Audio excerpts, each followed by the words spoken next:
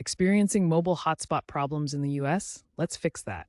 First, understand tethering limits set by carriers like Verizon, AT&T, and T-Mobile. As of 2025, many plans have data caps, for example, 15 gigabytes on some Verizon plans, and throttling after exceeding limits. Check your plan details using your carrier's app.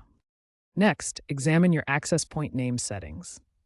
The APN is how your device connects to your carrier's network. An incorrect APN can cause connection failures. For example, an AT&T user might have an APN of phone.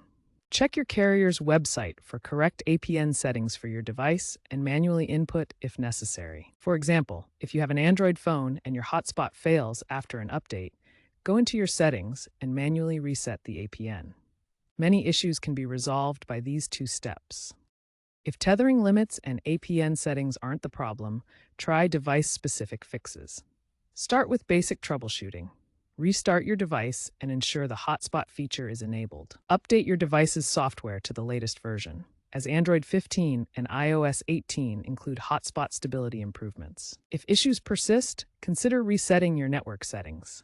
For example, iPhone 16 users with T-Mobile experiencing intermittent drops should try disabling low data mode and updating carrier settings. Also, look to the future of hotspots.